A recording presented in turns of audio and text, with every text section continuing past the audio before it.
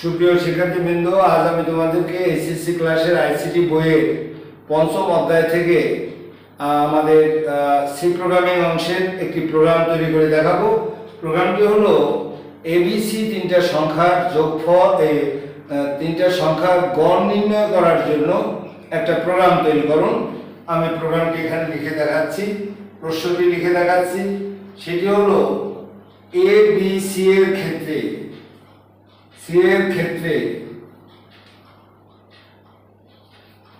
তিনটি সংখ্যা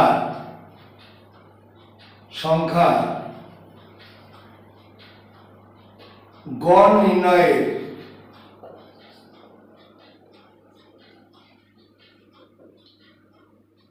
নির্ণয়ের প্রোগ্রাম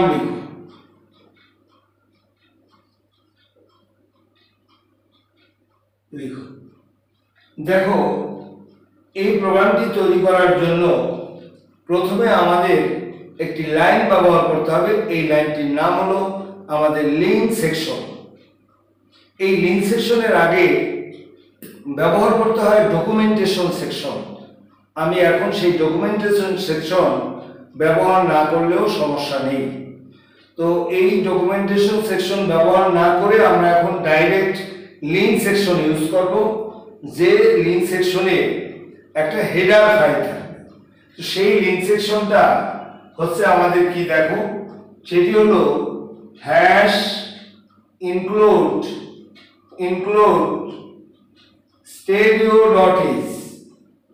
stadio.h। এই লাইনটির ডিটেইলস এর আগের ভিডিওতে আমি বলেছি। প্রতিবার এই ডিটেইলসগুলো বললে সময় লাগে অনেক বেশি, সে কারণে প্রথম থেকে ভিডিওগুলো তোমাদের আমার দেখতে হবে। তো আমি যেটার ভিতরে যোগফল ও গুণফল নির্ণয় করেছি সেই ভিডিওতে আমার এই লাইনটা সম্পর্কে বলা আছে। তারপরে একটু বলি, এই লাইনটি হলো আমাদের লিঙ্ক সেকশনের মধ্যে সর্বশ্রেষ্ঠ লাইন এবং এই লাইনটি ছাড়া প্রোগ্রাম তৈরি হতে পারে না। stadio.h কে আমরা বলে থাকি লিঙ্ক ফাইল, এটিকে আমরা বলে থাকি প্রধান ফাইল, এটিকে বলে থাকি আমরা প্রিন্সিপাল ফাইল।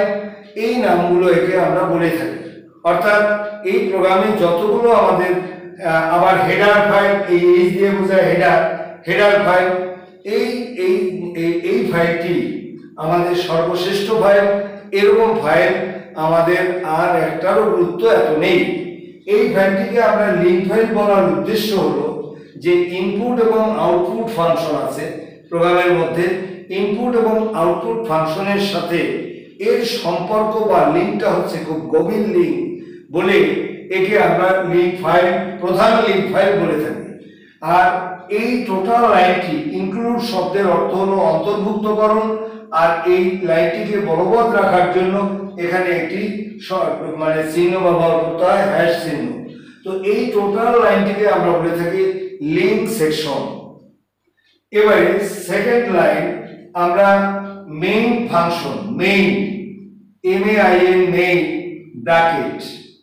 তো আমাদের এই যে ব্র্যাকেটটা দিয়েছি, এই ব্র্যাকেটটা দিলে এটাকে বোঝায় ফাংশন, তাই এটার নাম হলো মেইন ফাংশন। মেইন ফাংশন হলো একটা প্রোগ্রামের সর্বশ্রেষ্ঠ ফাংশন।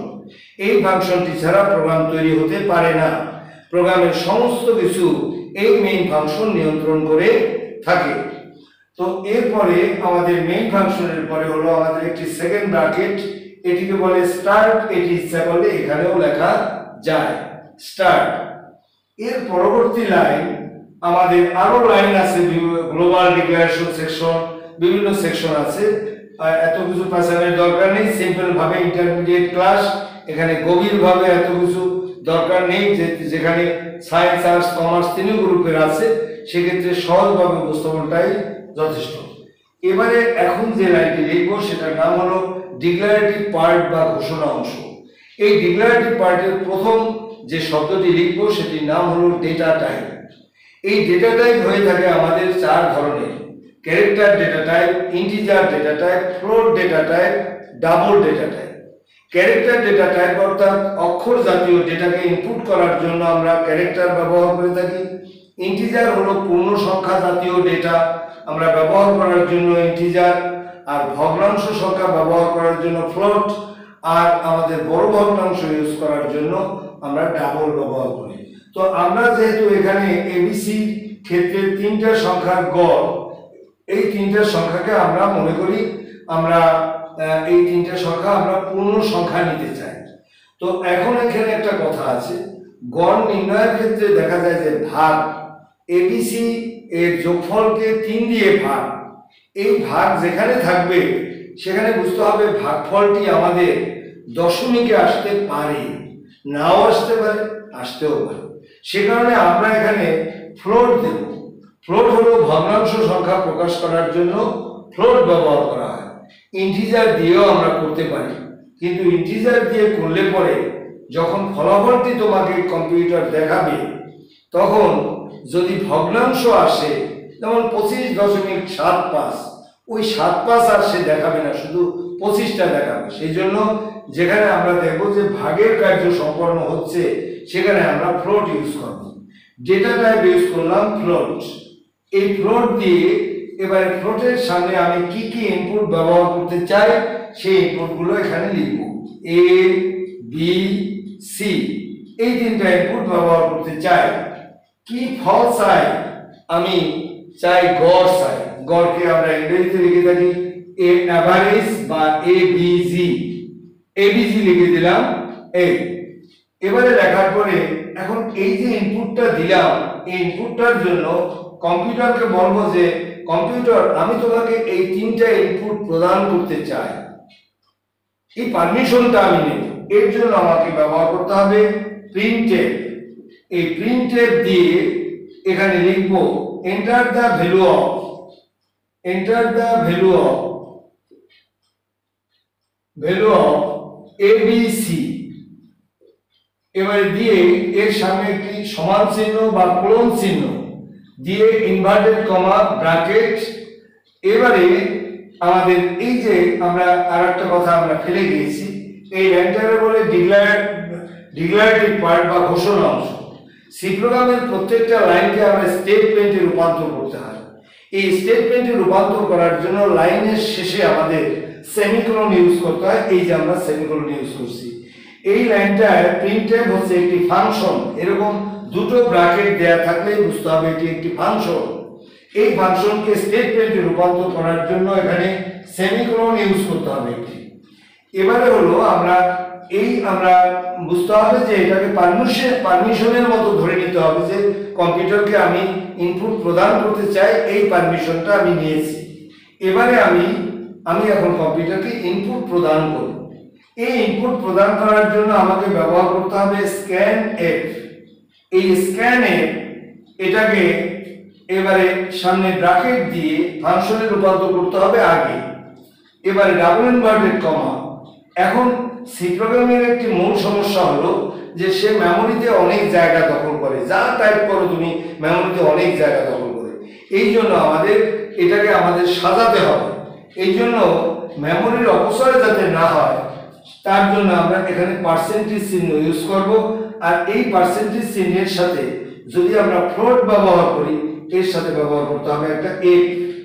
তো যেহেতু এখানে তিনটা ইনপুট আছে সেহেতু আমাদের তিনবার পার্সেন্টেজ অফ এফ ব্যবহার করতে হবে, পার্সেন্টেজ অফ এফ। এবারে ইনভার্টেড কমা কমপ্লিট, এবারে একটি কমা দিতে হবে। এই কমা দিয়ে এরপরে আবার আরেকটা আমাদের আনতে হবে, চিহ্ন আনতে হবে, সেটি হলো এন্ড চিহ্ন। আইসিটির ভাষায় সি প্রোগ্রামিং অ্যাম্বারস্যান্ড বলে থাকি আমরা। এই অ্যাম্বারস্যান্ড অফ এ কমা দেবে অ্যাম্বারস্যান্ড অফ বি, অ্যাম্বারস্যান্ড অফ সি দিয়ে এই ব্র্যাকেট কমপ্লিট, এবারে সেমিকোলন। এটা দিলে মেমোরির অপচয় একদম হতে পারে না। এবারে আমরা এই ইনপুট দেওয়ার পরে কম্পিউটার বলবে যে তুমি আমাকে ইনপুট দিয়েছো, এই ইনপুটটাকে আমার হজম করার জন্য এবারে তুমি আমাকে সূত্র দাও। এবারে আমরা তার কাছে সূত্র দেব, এই অ্যাভারেজের সূত্র। তাহলে আমরা এখানে অ্যাভারেজটা যে বানানটা লিখেছি এখানে সেম বানান এখানে লিখতে হবে। অ্যাভারেজ সমান সমান আমরা লিখব a plus B plus C. এখানে এই ভাগ দিয়ে লিখব 3, এভাবে লিখতে হবে। প্রোগ্রামিং এ অ্যালগরিদম ফ্লোচার্টে আমরা নিচে ভাগ দিতে পারি, এখানে আমাদের এইভাবে দিতে হবে ভাগ চিহ্নটা। কিন্তু কম্পিউটার মনে করবে সি কে 3 দ্বারা ভাগ করা হচ্ছে, সে কারণে এখানে একটি ব্র্যাকেট দিতে হবে। এবারে কখনো কখনো এখানে ফ্লোট না দিলে ইন্টিজার দিয়ে করলে এখানে কিন্তু আবার ফ্লোট ব্যবহার করতে হয়। তো যাই হোক, এবারে আমরা সেমিকোলন, কখনো কখনো এখানে ফ্লোট ব্যবহার করতে হয়। তো এখানে আমাদের লাগবে না, যেহেতু ফ্লোট দিয়ে কাজ হচ্ছে। এবারে আমরা কম্পিউটারের কাছে বলবো যে আমাকে এবারে ফল দাও। তো প্রিন্টের এই ফল পাওয়ার জন্য ব্যবহার করব প্রিন্টের দিয়ে এই ব্র্যাকেট দেব, দিয়ে এখানে দেব শো দা রেজাল্ট। এটা না লিখলেও কোনো সমস্যা নেই, এই প্রথম প্রোগ্রামে আমি লিখে দেখাচ্ছি শো দা রেজাল্ট, আমাকে রেজাল্ট শো করো। এখন কম্পিউটার বলবে তোমাকে কিভাবে আমি রেজাল্ট শো করব। তো সেক্ষেত্রে আমরা এখানে ব্যবহার করব পার্সেন্টেজ অফ এফ। এই পার্সেন্টেজ অফ এফ যদি ব্যবহার করি ফলের ক্ষেত্রে, তাহলে কি আমাদেরকে সে দেবে। এবার একটি কমা দিতে হবে সামনে, ডাবল ইনভার্টেড কমা কমপ্লিট।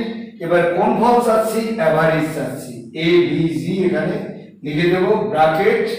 এবার দেব একটি সেমিকোলন, স্টেটমেন্ট রূপান্তর করার জন্য। তো এখানে এই যে পার্সেন্টেজ অফ এফ দিয়েছি, এই পার্সেন্টেজ অফ এফ এর কতগুলো চিত্র আছে, সেগুলো হলো এই পার্সেন্টেজ অফ এফ, এটার পরিবর্তে আমরা পার্সেন্টেজ অফ আমাদের 0.1f, এটাকে পার্সেন্টেজ অফ 0.2f এরকম লিখতে পারি, পার্সেন্টেজ অফ 0.3f। এই পার্সেন্টেজ অফ এফ যদি ব্যবহার, ইটসেট্রা আরো আছে। এখানে যদি পার্সেন্টেজ অফ এফ ব্যবহার করি, তাহলে দশমিকের পরে সে 6 ঘর দেখাবে। তোমার রেজাল্টে মনে করো 25.23, সে আরো 4টা দিয়ে 25.23, 4টা 0, 6টা দশমিকের পরে 6 ঘর দেখাবে, এটা দিয়ে। তো আমি যদি এর চেয়ে কম চাই, 2 ঘর চাই, 3 ঘর চাই, তাহলে এরকম percentage of 0.2f, 0.3f, 0.4f, 0.5f এভাবে আমাদের দিতে হবে। যাই হোক, এবারে হলো আমাদের কার্য শেষ। এবারে আমরা লিখবো রিটার্ন 0, রিটার্ন 0 এই দিয়ে এবারে সেমিকোলন। এবারে আমরা এই সেকেন্ড ব্র্যাকেট দিয়ে কার্য আমরা শেষ করলাম। এভাবে আমাদের এই প্রোগ্রাম, আমাদের গড় নির্ণয়ের প্রোগ্রাম আমাদের তৈরি করতে হবে। সকলকে অনেক ধন্যবাদ। আমার ভিডিও ভালো লাগলে এটাকে লাইক এবং সাবস্ক্রাইব করুন।